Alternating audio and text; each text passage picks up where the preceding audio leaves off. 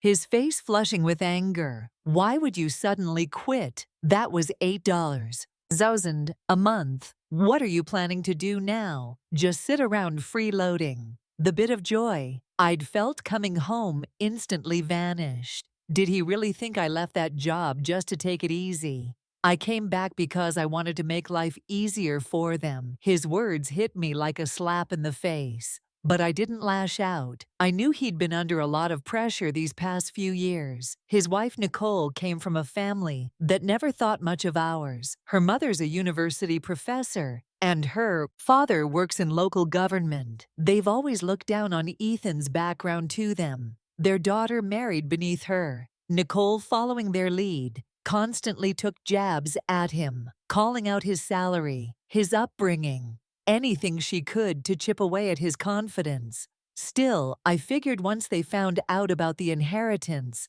Catherine left me $8 million, they'd finally see Ethan in a new light, maybe even treat him with some respect for once. But I didn't bring up the money, not yet. Instead, I mentioned the other reason I'd come home.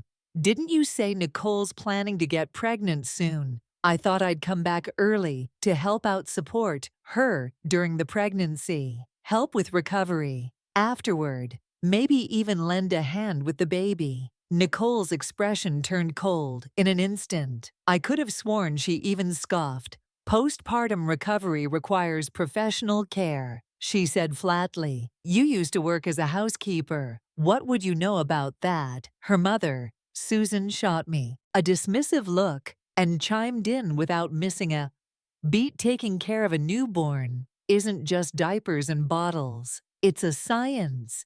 You need actual training. This isn't something amateurs can handle. The two of them tag-teamed their condescension so seamlessly. It was clear they'd already rehearsed this routine. And just like that, I'd been written off as an unfit caregiver.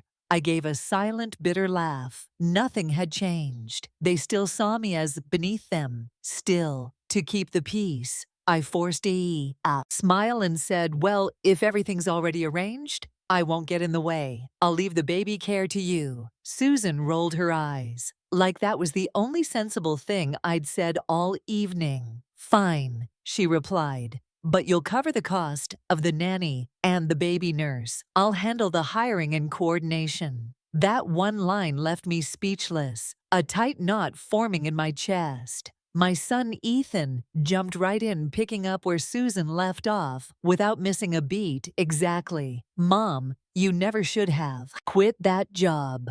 Our expenses are about to double. Soon, you really ought to keep working. That's when it hit me. Clear as day, they never wanted me to come home to rest. They just needed a steady paycheck funneled into the household. I was nothing more than a laborer to them, a walking My face hardened. I'm 58. I think it's time for me to get some rest. And retired. Nicole let out a bitter laugh. You don't even have a pension. What retirement are you talking about? Her words nearly knocked the air out of me. I wanted to pay into a retirement plan years ago. It was you all who told me to save the money and help pay off your mortgage early. Instead, now you throw that in my face. Nicole tossed her hair and snapped. That's because your income was pathetic. Who told you to buy a house you couldn't afford without a loan? You should have planned better. Ethan, now trying to calm Nicole down, raised his voice at me. Enough, Mom. Nicole's trying to get pregnant. You're just stressing her out. This is when we really need the money. And you should be helping. You're still in great shape. There's no reason you can't keep working another 20 years. Save the retirement talk for when you're 80. Another 20 years. I froze, hollowed out by a wave of sadness I couldn't put into words. After everything I'd given, every sacrifice, every hour worked, every dollar earned, I was still nothing more than a cash machine in their eyes. That's when I truly saw it for what it was all. The talk of respect and gratitude, just sugar-coated lies to keep me working back when Ethan was still in college. He'd already started dating Nicole to help them live more comfortably and to appease Nicole's judgmental family. I left everything behind and moved to another city to work as a live-in housekeeper just so I could save enough to buy them a house. They didn't pay a single cent yet. The deed bore only their names. And back then, with tears in their eyes, they told me one day, "When we're better off, we'll take care of you. You'll finally get the life you deserve." But now I know what they meant by the life I deserve. A life of endless labor, right up until my body gives out at 80. I held back my tears, steadied my voice, and said firmly, I said, "I'm retiring, that's final. No one gets to make that decision for me." Susan must have realized I was serious and worried I might actually stop supporting them. Her tone softened instantly. "Look, it's not that we don't understand, you just have to be realistic. There's no spare room in the house for you. You can't expect to stay here forever, right? But I do have a compromise." I narrowed my eyes. Something about her expression made my stomach twist. I happen to know a wealthy family looking for a live-in assistant. Good payroom and board included. You've done that kind of work before. Should be an easy transition. Nicole jumped in with a smirk. "Perfect idea, actually. You could even help ease our financial load. Whatever you earn could go toward household expenses. Win-win, right?" Susan shrugged and added, "You're not someone who really needs to rest anyway. Going back to work wouldn't kill you. Don't be so quick to say, no, just give it a try. If you do well, you might even get to stay long term." My face turned colder. By the second, I already quit. I'm not going back into anyone's house to work ever again. Susan's smile vanished. Her gaze shifted sharp and now calculating. "Well, if you're really done working for others, fine." She paused. Her voice suddenly aired, but laced with pressure. "There's a senior residence nearby, good facilities, decent meals, and lodging. You could apply for a work base, stay, maybe kitchen, help, janitorial services, something to earn your keep." Nicole rolled her eyes and scoffed.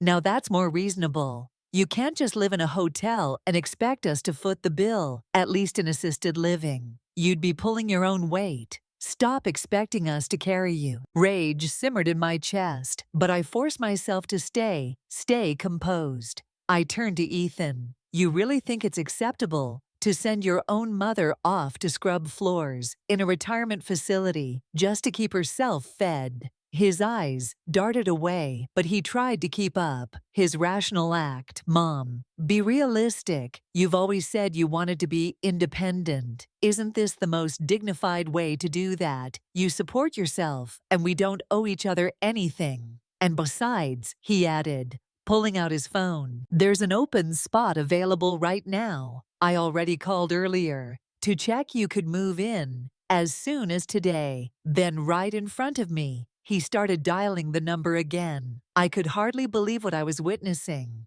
The child I had poured my entire life into raising was now so eager to shove me out the door, like I was nothing more than dead weight. My hands trembled, and tears streamed down my face. Unstoppable.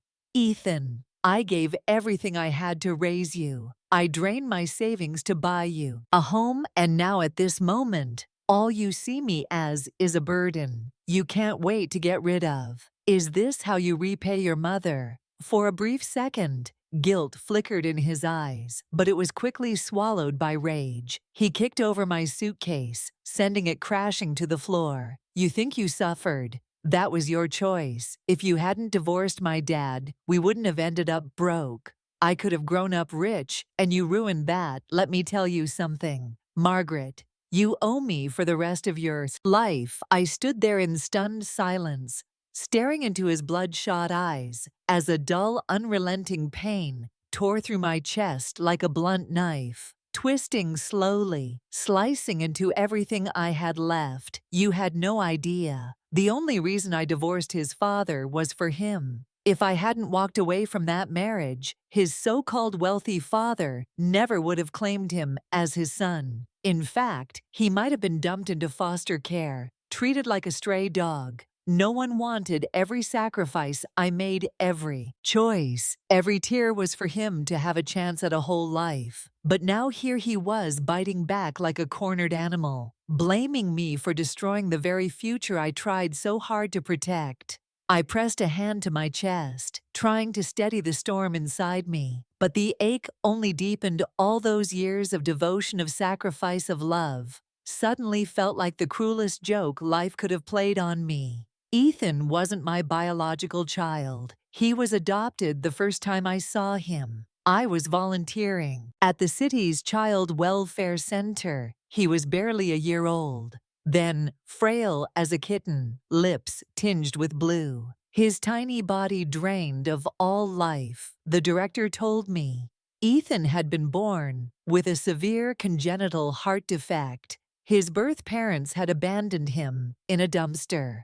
A passerby heard his faint cries and brought him to the orphanage. I still don't know exactly what drew me to him. Maybe it was the way his eyes, full of fear and longing, clung to mine. Or maybe it was because I'd lost my own mother. When I was very young, something about watching a child suffer felt unbearable to me. I went home and discussed it with my then husband. After much thought, we decided to adopt him. From that moment on, we crossed the country, searching for hospitals and specialists, doing everything we could to save Ethan's life. But 2 years later, my husband changed. He said he was tired of raising someone else's child. He wanted a child of his own. He gave me an ultimatum: either send Ethan back to the orphanage or leave him and raise the child alone. I didn't hesitate. I chose Ethan. Back then, his condition was still unstable.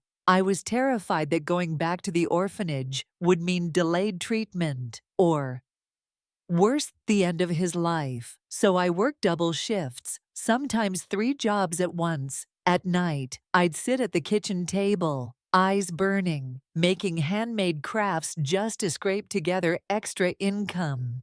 And somehow through those long, desperate years, I kept him afloat. He survived, recovered, and eventually became as healthy as any other boy, even made it to college. I never told him the truth about his past, not because I wanted to lie, but because I didn't want to burden him. He was already a sensitive, insecure child. I didn't want him to carry the weight of knowing he was first thrown away by his birth parents, then rejected by his adoptive father. I wanted him to believe the world could still be kind, that love, real love, did exist, but never in my worst nightmares. Did I imagine he'd grow into this cold, selfish, ungrateful, as furious as I am now? There's also a flicker of relief. Thank God I never mentioned the trust fund. If they knew that the $8 million had already been legally transferred to me, I can only imagine how much uglier this would have become. I looked at Ethan, my gaze icy and unflinching. If this is how heartless you are, then so be it. From this moment on, we're done. You and I have nothing to do with each other anymore. I reached down, lifted my suitcase,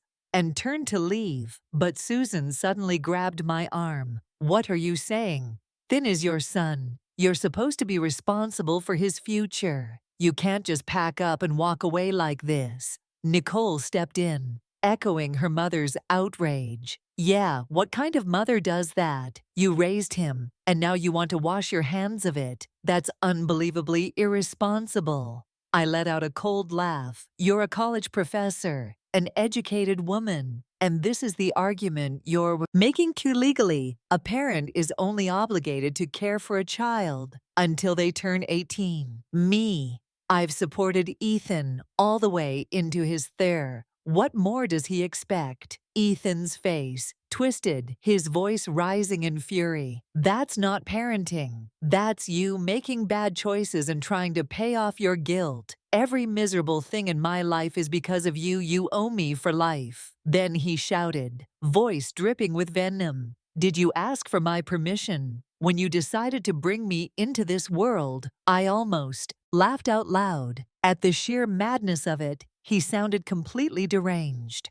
I stared at him like he was a stranger, someone I no longer recognized. I must have been blind to have raised someone like you.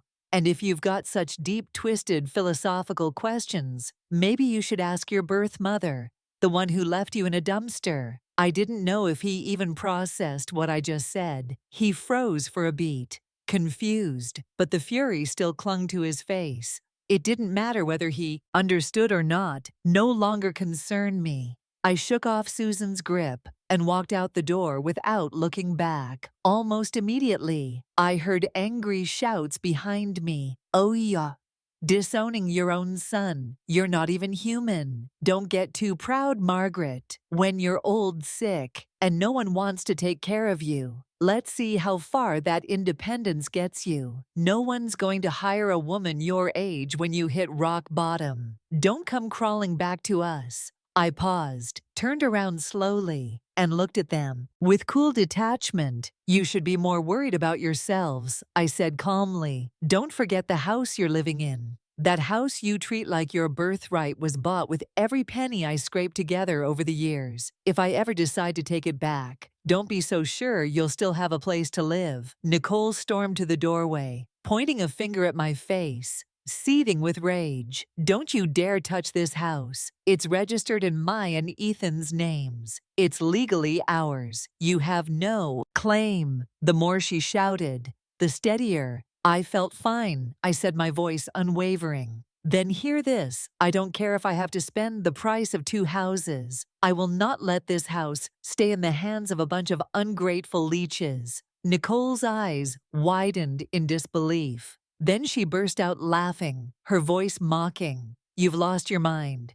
2 houses? You probably don't even have $1,000 to your name.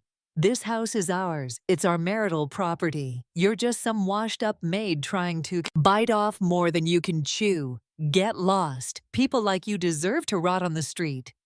With that, she slammed the door in my face. I didn't respond. I didn't argue. I didn't even flinch. I just turned toward the elevator, pulled out my phone, and started browsing listings for luxury homes in the city's top neighborhoods. A bitter smirk played at my lips. If I didn't move into the best house in town, I'd be doing a disservice to the $8 million sitting comfortably in my trust fund that night. I checked into the most exclusive 5-star hotel downtown. Then I contacted Catherine's private attorney and instructed him to initiate the legal proceedings to reclaim everything that was rightfully mine. In the days that followed, I lived in that hotel while diving deep into the city's luxury real estate market, researching properties, reviewing listings, and scheduling viewings. A week later, I had an appointment to tour a highly sought-after gated villa community.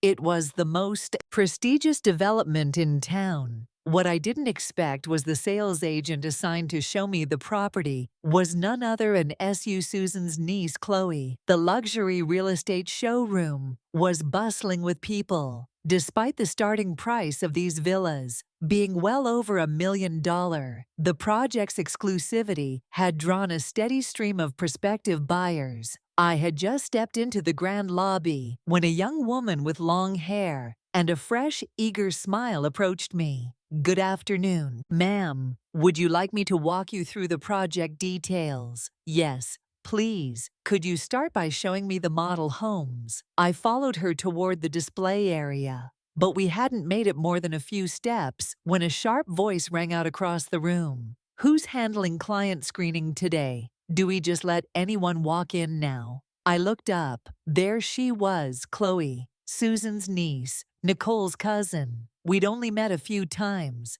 but she had left a lasting impression. Classic social climber attitude, the kind who drips arrogance in every word, and move constantly flaunting how she only dealt with high society clients. Before I could react, she was already striding over heels, clicking confidently, eyes full of disdain. "Margaret, what are you doing here?" I glanced at her coolly and kept walking. "I'm here to view a property. Is there a problem?" She immediately stepped in front of me, blocking my path with a sneer. "A housekeeper. You think you can afford this place? Don't tell me you're just here for the free coffee. I've seen plenty Like you pretending to be buyers, just looking to snag some free snacks. People nearby began glancing over, whispering their expressions, carrying that uncomfortable mix of judgment and curiosity. Some even nodding slightly, as if to say she's not wrong. The young assistant beside me spoke gently,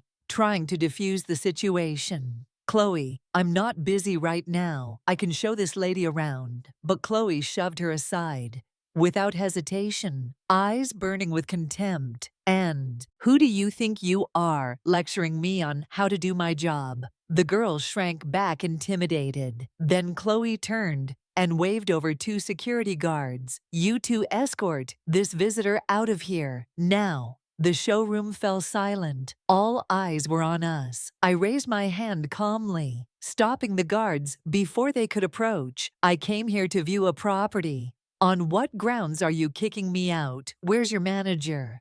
I'd like to speak with someone in charge. I turned toward the crowd. You're all here to look at properties too. Why don't you tell me? Have I done anything inappropriate? The guards hesitated. I wasn't backing down, and they clearly didn't want to get involved in something messy. Chloe stood with her arms crossed, scoffing loudly. Go ahead, make a scene. Let's see how far you take this performance. Just then, a young man in a crisp white shirt approached quickly wearing a polished professional smile. Good afternoon, ma'am. I'm Alex, the sales manager for this project. Is there an issue I can assist with? Before I could speak, Chloe jumped in. Alex, she's just here for the freebies. I was about to have security remove her. Alex frowned slightly but kept his tone courteous. Ma'am, would you mind showing us some form of financial verification? As you know, this is an invitation-only showcase, and we do require proof of purchasing ability without hesitation. I pulled out a folder. They already verified my documents at the entrance. Chloe snatched the folder out of my hand and flipped. It opened dramatically. $5 million. Are you kidding me? She shouted loud enough for half the showroom to hear. Chic a housekeeper. There's no way she has that kind of money. I know her background better than anyone here, she added smugly. This has to be fake. We can't let someone like her play us. Alex stood there frowning deeply, clearly caught in the middle. I didn't bother arguing. Instead, I took out my phone, opened my banking app, and held it up for them to see. The young assistant leaned, in counting softly under her breath, 1,000.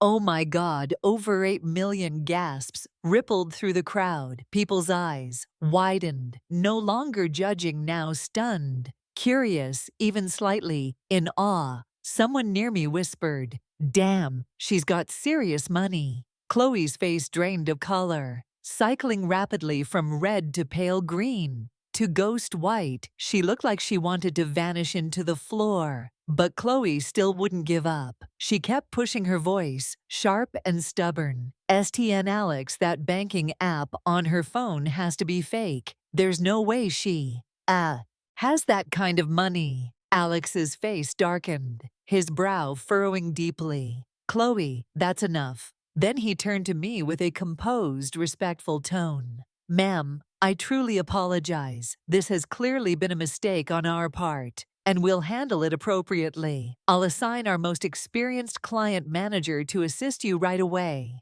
I waved a hand lightly, offering a calm smile, then turned to the young woman who greeted me earlier. No need. She's perfectly fine, very professional. I want her to show me the property. Alex looked slightly uneasy actually. She just started, still in training. Technically, I was only worried she might not have enough experience. But I like her, I said firmly, leaving no room for discussion. I'm buying the house today, and I want to do it through her. Alex nodded immediately, flustered but eager. Of course, absolutely. Monica, make sure you take excellent care of our distinguished guest. Chloe stood off to the side, her face stiff, her lips twitching with suppressed frustration. She watched me walk away, seething, then muttered under her breath, just a glorified errand maid, pretending she's somebody. I ignored her completely, and pointed to the scale model at the center of the showroom. I want to see this one, I told Monica. The moment I laid eyes on that villa, I knew soaring ceilings in the living room, a spacious backyard garden, a sunroom spanning over 200 square feet. Most importantly, it was fully furnished and moving ready. I'll take this one, I said. Without hesitation, Leetun get the paperwork started. Monica's eyes lit up with excitement. Ma'am, are you sure you don't want to tour a few more options? I am free. I'd be happy to show you others. No need, I replied. This one is more than enough. She could barely contain her joy, ma'am. This will be the first sale I've ever closed. You're my lucky charm. We headed to the signing area, and as I reviewed the paperwork, a low murmur started behind me. Damn, she just signed without a second thought. 150 grand, didn't even blink. Money talks, huh? That's what real wealth looks like. Don't be fooled, someone muttered. Didn't Chloe say she's just a housekeeper? Probably flashing around her employer's money these days. Even servants know how to put on a show.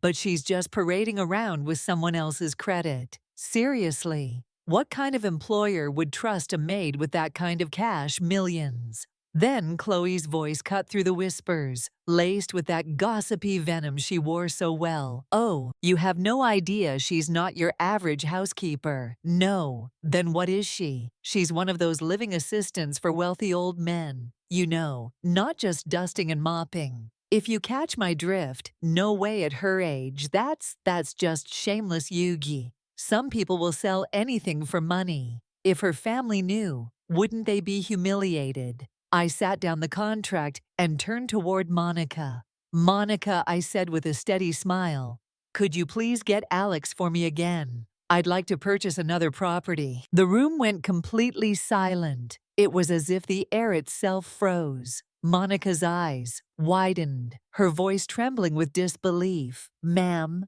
you're sure you want another one? That's right, I said calmly. One to live in, one as an investment. Then I smiled a little wider. Although I do have a small favor I'd like Alex to help me with. Alex returned swiftly, his smile brighter than before, practically glowing with enthusiasm. Hello again, ma'am. Please let me know what I can do for you. I've confirmed the purchase of the first property. I said I'm ready to sign the contract, and I'd like to add a second unit as well. But I paused, my tone turning cold. I expect your team to address the inappropriate behavior of certain staff members. Alex's smile faded, his gaze swept across the room, and quickly landed on Chloe.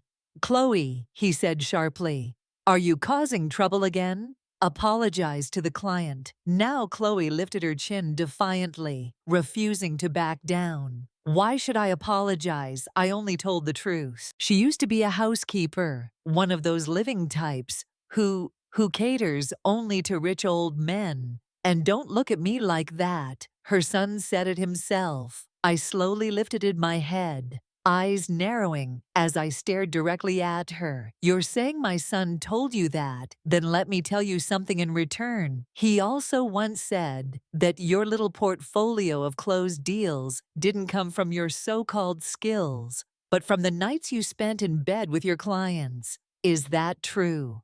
Chloe's face drained of color. Her lips trembled. You're lying, that's slander. Oh, didn't you just slander me a few minutes ago? Now you suddenly understand what defamation means. I turned to Alex, who immediately picked up on the cue. His expression turned grim. Chloe, that's enough. Security, escort her out of the building. And as of today, you're terminated. Chloe panicked. Tears welled up in her eyes, spilling over. Alex, I wasn't lying. She really used to be a cleaner, but Alex's tone remained firm. You violated company conduct policies in a very serious way. Your employment is terminated, effective immediately. I raised my hand to stop the security guards from moving. Hold on, I said calmly. Sheck not going anywhere just yet. She publicly defamed me, and I'm not letting this slide right then and there. I took out my phone and dialed. Hello, yes. This is the police department. I'd like to file a report for defamation and public harassment. 10 minutes later, two officers arrived at the showroom. After hearing my account and reviewing the incident, they issued Chloe a formal warning and made it very clear if she didn't offer a public apology, I had every right to press legal charges. Cornered and shaking with rage, Chloe finally mumbled through clenched teeth, "I'm sorry she shot me and Monica." One last hateful glance before storming off, her eyes burning with envy, especially when she saw Monica preparing to close the second sale. The same Monica she'd looked down on just an hour ago, now the star. Closer of the day by the end of it, I signed contracts for both properties, paid in full, without so much as a pause. Monica stood by my side, eyes shimmering with emotion. He could barely get the words out. "Ma'am, I can't thank you enough. I've been working here 3 months without a single sale, and today 2 units, back to back. You're honestly my miracle." To show her gratitude, she insisted on personally arranging deep cleaning and moving prep for me. I gladly accepted for the first time. In years, I felt truly light, as if all the humiliation, resentment, and bitterness had been swept away like the dust outside my new villa doors that evening. Just as I returned to my hotel, my phone rang thin. "So what the hell did you do to ruin Chloe's job? Her whole family is coming after us now, demanding answers. How do you plan to fix this?" I answered breezily. "Let them come. That's your problem now. Didn't I already tell you we're done? I owe you nothing. You stirred up trouble. And now, expect us to deal with the fallout. That's not right." That made my blood boil. Trouble? Are you kidding me? Chloe defamed me in public. He brought it on herself. The police were there. You think they just showed up for fun? If this turns into a bigger mess, don't think you'll walk away clean either. Ethan went quiet for a beat. When he spoke again, his tone had softened noticeably. All right, let's just move. Move on, by the way." There was that hesitant tone, that calculated shift in interest. "So Mom, who's your new employer really? They must be seriously loaded. And they seem to be treating you pretty well too, huh?" I laughed silently to myself. There it was again, the scent of money, and he was sniffing around like a bloodhound. "It doesn't matter who they are. It has nothing to do with you, Ethan. Let me say it one more time. We're done for good." And with that, I ended the call and blocked every single number from him, Nicole, and their entire family. But what I didn't expect was that just a few days after moving into my new home, I ran into someone I hadn't planned on seeing again. Susan. That afternoon, I was at a high-end piano showroom downtown, browsing options for a grand piano. I had just settled onto the bench, ready to test out the keys, when the front doors swung open and a flurry of footsteps echoed through the space. In walked Susan, surrounded by her ever-present circle of social friends, their voices loud and shrill with self-importance. "What kind of store is this?" Susan scoffed, letting just anyone sit down and bang on a piano. How unprofessional. Her eyes landed on me, and the sarcasm practically dripped from her smile. "Margaret, did you even wash your hands before touching that instrument? Weren't you in healthcare work all these years? God knows what kind of germs you've got crawling all over your fingers. Who would have thought such an expensive piano could be so casually contaminated?" Her little clique chuckled and whispered among themselves, eyeing me with barely disguised contempt. "So that's the housekeeper-in-law you were talking about?" one of them asked, not even bothering to lower her voice. "T.I. can't afford to buy one, so she comes here just to pretend how embarrassing another woman." Her hair piled into a dramatic bun, and oversized sunglasses perched on her nose, gave me a disdainful once-over. Ugh, nothing more irritating than someone trying to act classy while carrying knockoff handbags. The two sales associates at the showroom exchanged a subtle glance, clearly uncomfortable.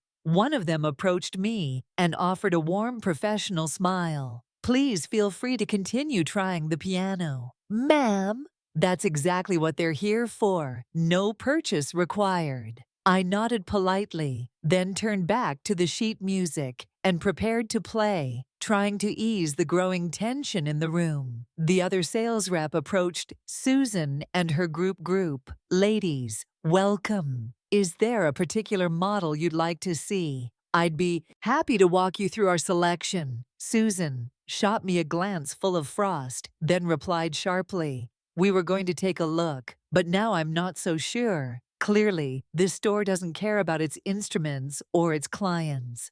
I gave the store associate a calm smile and said clearly, "I'll need a bit more time to try a few. I fully intend to make a purchase today."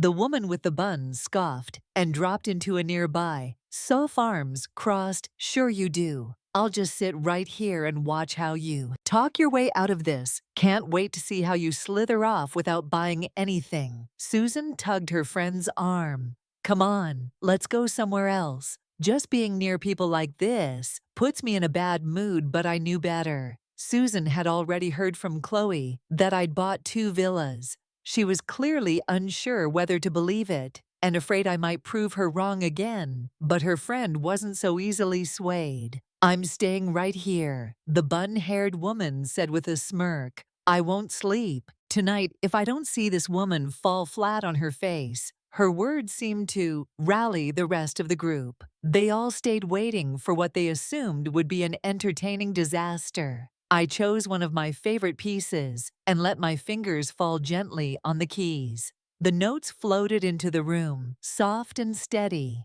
the melody of moonlight, sonata flowing through the air. The bun-haired woman twisted her mouth in mockery and snorted. "What even is that sounds like noise? Who taught her to play? She thinks she belongs in a piano store with that mess. Give me a break." But before I could respond, the sales associate by my side started clapping, genuine admiration in his eyes. "Ma'am, that was beautiful, honestly. That's one of the most moving renditions of Moonlight Sonata I've heard in a long time." The bun-haired woman rolled her eyes so hard she nearly tipped over. "Oh, please. If she was that talented, she wouldn't be stuck in whatever deadened life she's living now. Your flattery is a little too obvious, sweetheart." Just then, a few young people stepped into the showroom. They didn't say a word, simply stood behind me, quietly listening. The moment I lifted my fingers off the keys, a round of spontaneous applause erupted from behind. "Wow, that was incredible. I've studied piano for many years, and I still can't bring out that level of emotion in Moonlight Sonata. Seriously, you captured the whole hazy, dreamlike mood so effortlessly. You're amazing." Susan stood nearby, her brow tightening, eyes narrowing in visible confusion. She couldn't seem to wrap her head around it.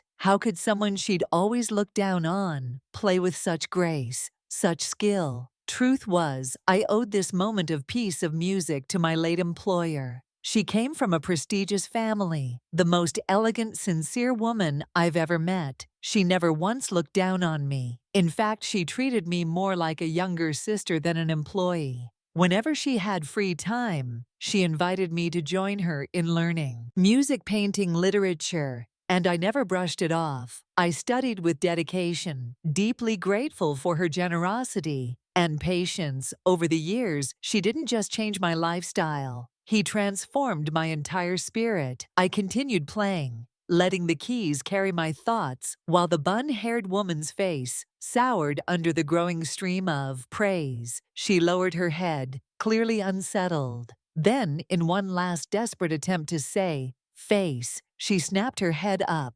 "So what if you can play one song? Big deal if you're really that impressive. Pay for the piano right now." I had already made my choice calmly. I handed my card to the associate. "Thank you, ma'am," he said cheerfully. "That'll be $155. Zozend." I entered my PIN. Transaction approved. "Ma'am, may I have your name to finalize the invoice?" he asked.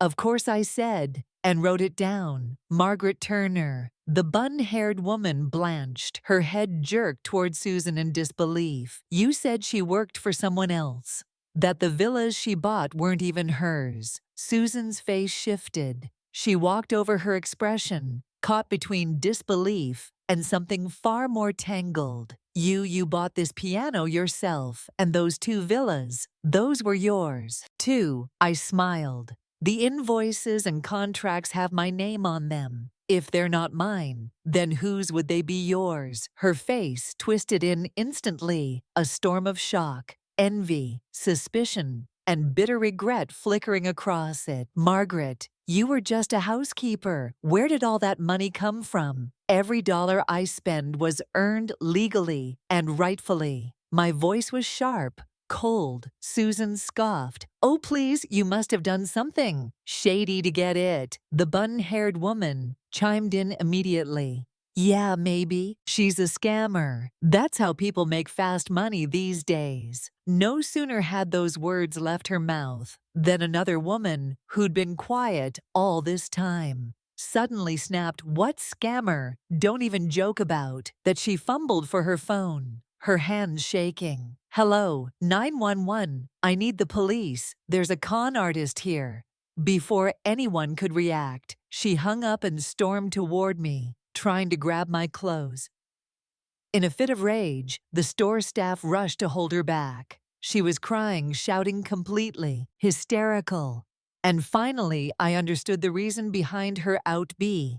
First, she'd been swindled out of over 100,000 6 months ago. She'd never gotten it back, and the pain still festered so deeply inside her that the mere mention of scam shattered her control. Her fury wasn't aimed at me. It was aimed at a shadow from her past. The police arrived quickly, and to my surprise, it was the same 2 officers I had met the day I purchased the villas. One of them raised his brows in recognition, a smile tugging at the corner of his mouth. Oh, it's you again, ma'am. I nodded politely. But before I could speak, the curly-haired woman jumped up and shouted, She's a scammer, officer. Arrest her right now. The officer's smile faded. He turned serious, ma'am. Do you have any proof of this accusation? Proof? She snapped.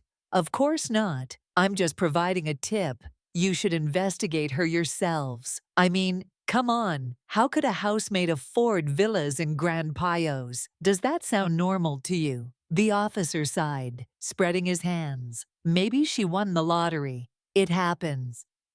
Susan immediately jumped in, her tone sharp. Her winning the lottery? Don't be ridiculous. She's never had a lucky day in her life. Grew up without parents. Failed marriage. Low-class jobs. People like her don't get lucky. They get desperate. She has no education, no career path.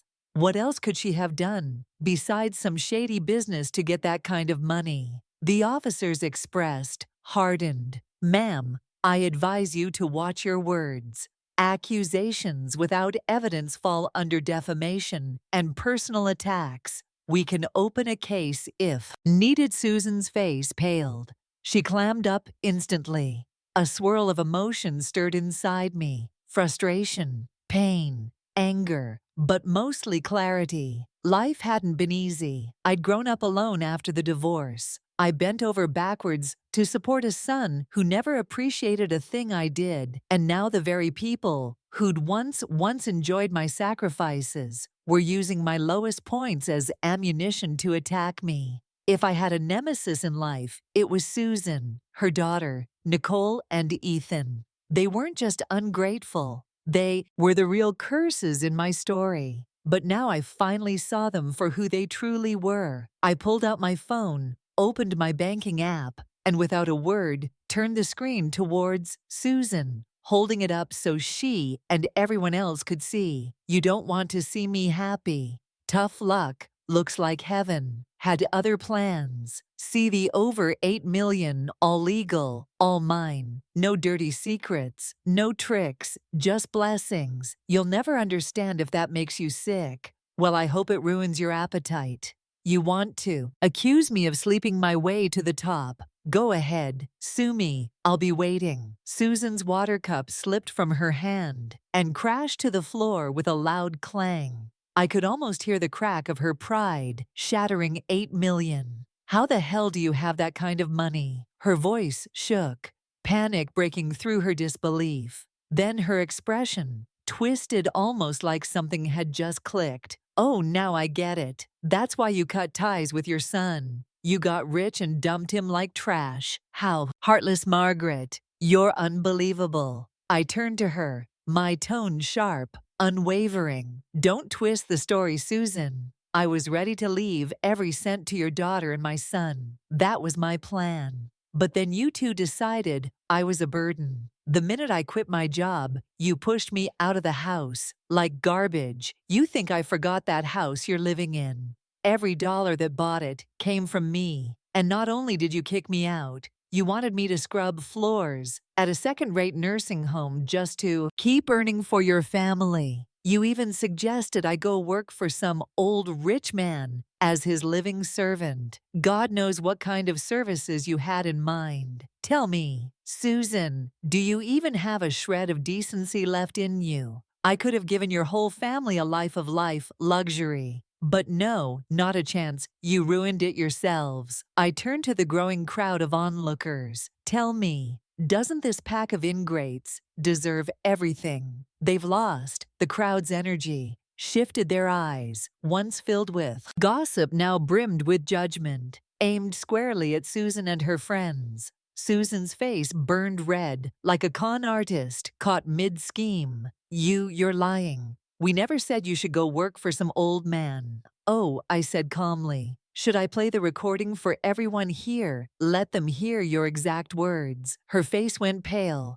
and for a second I saw real fear in her eyes. That recording is probably edited. I'm not listening to that garbage. Her voice cracked as she turned away, retreating toward the exit. Margaret, you're cruel to the core. You'll get what's coming to you someday. And with that, she stormed out, slamming the door behind her. I finally exhaled. It was over for now, but I knew better then than to think it was truly finished with that much money on the line. People like Susan and Ethan never stay quiet for long. What I didn't expect was how quickly Ethan would crawl back into the picture. The very next morning, the concierge delivered a massive bouquet of flowers, claiming someone had left it at the gate for me. I frowned, dragged the flowers inside, and sifted through them. Right in the center was a card wishing you a lovely weekend. Love, your son, Ethan. I nearly burst out laughing, gusted to the core. It was so shameless. It was almost comical without hesitation. I picked up the bouquet and tossed it straight into the kitchen trash can. Then I snapped a photo, crushed petals, bent stems, and the crumpled card all in one frame, and sent it to the Gad house. From now on, refuse anything sent by this person. Also, kindly forward him this picture. I didn't just want him rejected, I wanted him humiliated. Sure enough, I never received another bouquet from him again. But he did give up. He just escalated. He began waiting outside the gated community every single day, rain or shine, workday or weekend. He'd be there, lurking desperate every time I came or went. He'd put on another pitiful act, like some character in a cheap tragedy. One day, he even dropped to his knees on the sidewalk, crying hysterically.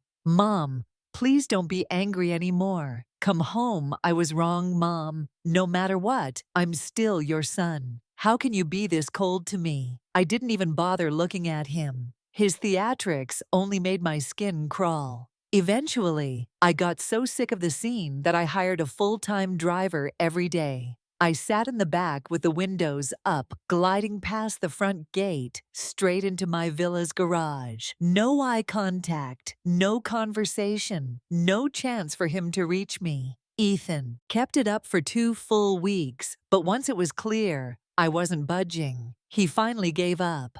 At least I thought he did, is that he changed tactics. He went digging through and somehow managed to contact my ex-husband Richard, who was once Ethan's father too. That's when things truly began to spiral. in a way I hadn't anticipated. Ethan wasn't trying to reconcile anymore. He was trying to control me, crush me, break me down completely. It became obvious. If he couldn't get what he wanted, he'd rather see me destroyed. One afternoon, my phone rang. It was Richard. We hadn't spoken in over 20 years. I had no idea how he even got my number. I just thought I'd give you a heads up, he said casually. Ethan came to see me. He cried and begged me to talk you into going back home. I don't know what happened between you two, and frankly, I told him that's not my business. I just reminded him I'm not his biological father. I even added that whatever's going on between the two of you has nothing to do with me. I'm an outsider. But he insisted I was lying. He even showed up at my office making a scene. I had no choice but to take a paternity test to shut him up. I didn't tell him the full truth. Though I kept my promise from all those years ago, I didn't reveal his real background. So bottom line is he now knows I'm not his father. But you're still his one and only mother. I hung up already, bracing myself. I knew it was only a matter of time before Ethan came knocking on my door. Again, when he did, I'd be ready. I'd tell him everything, the truth he was so desperate to avoid. I'd tell him to go find the mother who abandoned him in a dumpster and stop trying to tear my life apart. But that confrontation never came. Instead, Ethan took a darker turn. A turn I hadn't anticipated. Roughly a week later, I noticed something strange. The way people in the neighborhood looked at me had changed. Their glances lingered longer. Their smiles grew thinner, more forced. I brushed it off, at first, until Monica called me one afternoon. Margaret, I just wanted to say, I know you're a good person. Please don't let what people are saying upset you. I was confused. What are people saying? That's when I learned what had really been happening. I'd become an internet sensation, but not the good kind. Ethan had started live streaming daily on a popular social media platform, his channel title, How My Mother Abandoned Me. I clicked in and saw the full picture. He hadn't outright accused me of being a mistress or anything scandalous. No, he'd gone for something much more insidious. He'd crafted a manipulative sob story, painting himself as a heartbroken, abandoned son, while twisting me into the cold, ruthless, money-hungry villain in his streams. He said things like, my mother never really loved me. I worked so hard, studied so hard, and she wouldn't even support me in the smallest ways. The year I got into college, she left for another city to work as a live-in assistant for rich people, leaving me to live alone in a tiny rental apartment. When I got married, she didn't contribute a single dollar. Even when my wife got pregnant, she never offered a shred of help. Now that she's suddenly rich, she's cut me off completely. Like I never existed. I don't even want money. I just want her to acknowledge me as her son. But she won't even say my name. She lives in a mansion, now rides in luxury cars, and enjoys an upper-class life, while I get judged and humiliated on the streets. The comments section exploded. People split into two camps. Some sympathized with him. Others called me heartless. And of course, there were the instigators. A mother like that doesn't deserve to be called one. She should be ashamed. He's so pitiful. I'd do anything to give him the love he never had. His live stream blew up. His follower count skyrocketed. He even started selling merchandise and products on his channel. Riding the wave of pity donations from his so-called supporters will be the warmth your mother never gave you. You deserve better. Sweet boy, she doesn't deserve happiness. And then things turned even up, uglier. People began digging into my personal life, my name, my photo, my address. All of it started circulating in comment sections and reposts. I had officially become the face of a social media villain, the most heartless mother on the internet. And then that evening, my phone rang again. This time it was my lawyer, Margaret. We can proceed with legal action right away, my lawyer said.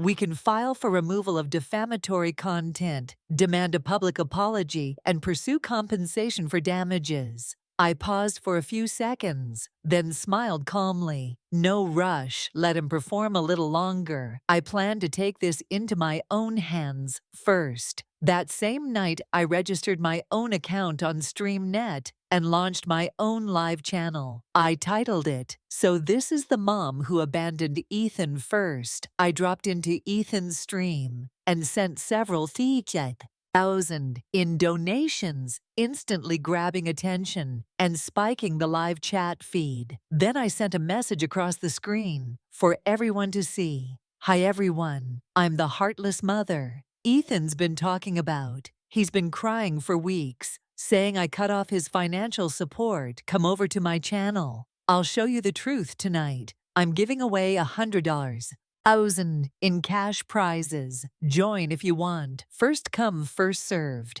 Within seconds, a flood of viewers jumped to my stream. Traffic surged wildly, and I started sending out the promised rewards. The comment section exploded with excitement. "Thank you, Sugar Mama. This is the real content." Queen taking notes. "She's more loving than my own mom." Riding the wave of viral momentum, I officially began my live broadcast. I didn't waste time sugarcoating anything. I spoke straight into the camera. First of all, yes, I did cut off financial ties with Ethan, but that doesn't make me heartless, and it certainly doesn't mean I abandoned him. People deserve the full story. I didn't walk away because I stopped loving him. I walked away because his greed became unbearable. When I first received the inheritance from my late employer, my intention was to leave it all to Ethan and his wife. But do you know what their response was?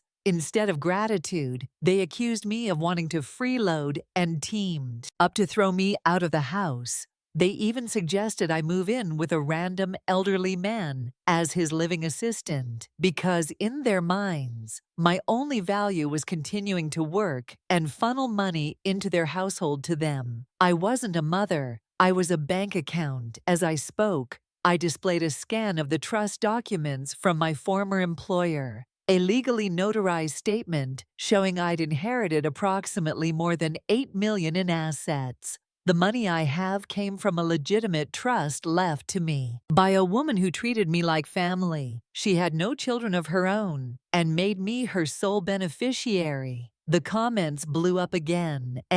Lost $1 million. What kind of employer does that finally? Karma, rewarding a good heart. This isn't cold, it's clarity. Of course not. Everyone was convinced. A few skeptics popped up. "Still, you're his mother, aren't you? Supposed to support your child." "Cutting him off after marriage sounds pretty cold-blooded," I replied calmly, without blinking. "Let me ask you this. Does supporting a child mean you're supposed to be their personal ATM forever?" I raised him alone since he was 1 year old, paid his school fees, bought him a house. What did I get in return? Suspicion, rejection, disrespect, and being forced out of my own home. They wanted me to keep working like a machine, to subsidize their lifestyle, while treating me like a burden. Then I dropped the final card, an audio recording of Ethan on the phone, trying to arrange for me to become a live-in assistant for an elderly man. The call had been captured by the elderly man's household security system. It was undeniable proof. The comments exploded again. "Unbelievable. This isn't just mooching, it's financial abuse. Cutting him off isn't cruelty, it's survival. This is what weaponized guilt looks like. He's not crying for love, he's crying for money. Good for you, ma'am. That son deserved to be cut off. I knew this was only the beginning. Ethan didn't miss a mother. He missed his money supply in this war. It had only just begun." I looked at the flood of comments on the screen and let out a small, quiet laugh. Then I leaned toward the camera and spoke directly to the audience. "The truth is, there was never any need to cut ties with Ethan." Instantly, question marks filled the comment feed. I continued calmly, because Ethan was never my biological son to begin with. I adopted him when I was volunteering at a local orphanage. He was just 1 year old, then born with a severe congenital heart defect and abandoned by his birth parents in a dumpster. He was barely clinging to life when I found him. I brought him home out of pure compassion. I spent every penny I had to get him, medical care, and my divorce from my ex-husband. That wasn't about infidelity, it was because he insisted on having a biological child and refused to continue raising Ethan. I was given a choice: send Ethan back to the orphanage or leave my marriage and raise him on my own. I chose Ethan. I gave up my marriage, gave up the chance to have my own children, just to give him a chance at life. I worked overnight, staged gifts, waited tables, cleaned homes, whatever it took. I scraped and saved until he was healthy again. I put him through college. I even bought him a house with my hard-earned money. And what did I get in return? He refused to let me live in that very house. He kicked me out like a stranger. Now he's slandering me online, claiming I abandoned him, and even spreading rumors that I slept my way to wealth. Tell me, how should I respond to someone like that? As I spoke, I uploaded a series of images, hospital bills, medical invoices, school tuition receipts, public transit tickets, all the fragments of a life spent giving a lifetime of sacrifice, captured in paper and ink. The comments exploded. He's vile. Who does that to a woman who saved his life? He used his adoptive mother like a sponge, then threw her away. Disgusting, living in the house she paid for, and still kicked her out. Unbelievable.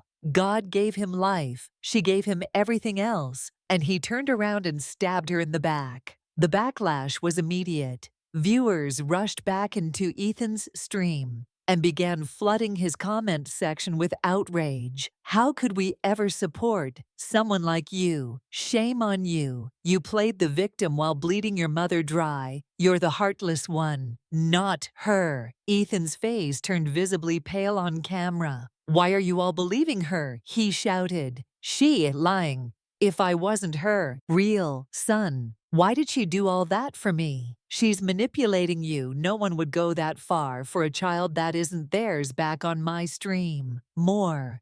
Viewers demanded hard proof. Without hesitation, I uploaded a scanned copy of the official adoption certificate.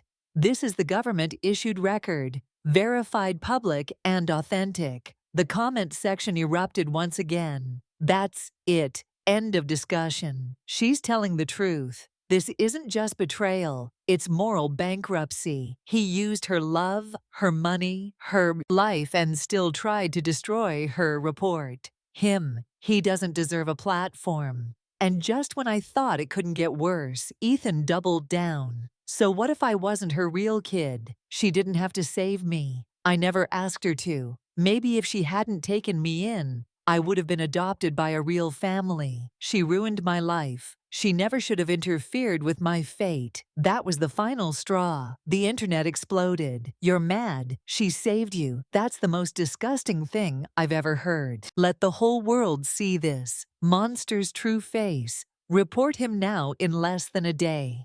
Public opinion turned completely. Ethan went from abandoned victim to ungrateful parasite, feeding on his adoptive mother's blood. His streaming channel was permanently suspended by the platform that same night. My lawyer filed a formal defamation and harassment lawsuit against him, demanding financial compensation for damages. We also filed for an injunction to legally prohibit him from making any further defamatory statements or attacking me through social media platforms.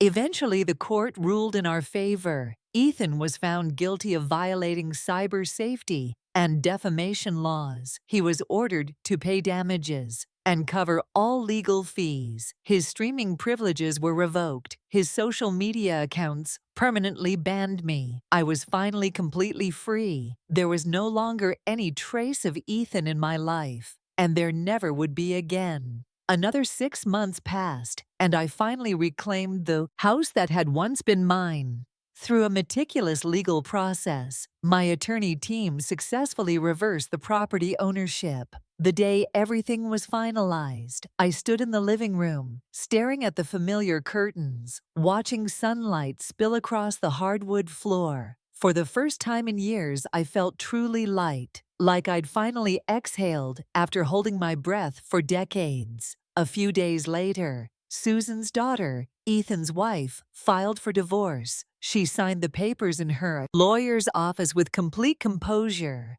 not uttering a single extra word. It was clear she'd seen him for who he really was. A man who whined about being wronged, but never took responsibility, full of resentment, but completely devoid of self-awareness. And just like that, Ethan vanished from my life entirely. I didn't ask about where he went, and I had no interest in looking back. Years passed. Then one day, while chatting with an old friend at a cafe, she casually mentioned, "I heard Ethan ran off to Canada. He's always online bragging about how free and easy life is over there." Out of curiosity, I searched his name online.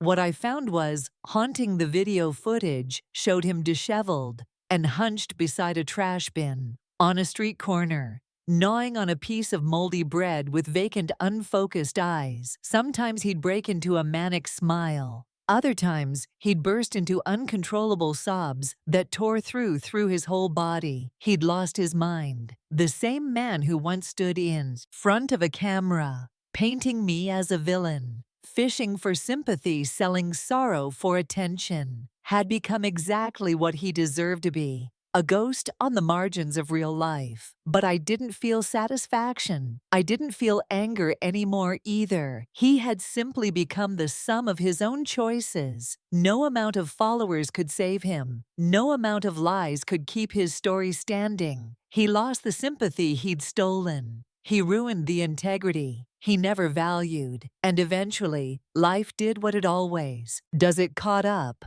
As for me, I was finally done with a battle that had drained me for over 30 years. The 2 villas I'd bought on impulse during that dark chapter, I sold them during the housing market upswing and walked away with a tidy profit. What once symbolized fury and defiance had turned into the foundation of my next chapter. Eventually, I moved to a quiet lakeside town on the western edge of the city. It wasn't the most expensive neighborhood, but it was everything I'd ever wanted. Sunlight flooded the windows. My garden bloomed with wisteria and roses. The kitchen always smelled of my favorite dark roast coffee. My easel stood beneath the trees, waiting for lazy afternoons of painting. The air was clean, the world slow, and life gentle. No one called me mom anymore, just to demand something. No one accused me of being cold. No one claimed I hadn't done enough. For the first time, I could hear my own breath in the music and the sunlight. For the first time, I finally belong to myself. Sometimes people still ask me, "Do you regret adopting Ethan?" I used to think long and hard about that question. But now when I hear it, I just smile softly and shake my head no. I say I don't regret it. I only regret not understanding sooner that kindness should never be practiced at the cost of self-destruction. Learning to protect myself was the most important lesson I ever learned in the second half of my life. I was never a perfect person, never a saint, but I became something far better, a woman who finally lived for herself. And it turned out that wasn't too late at all.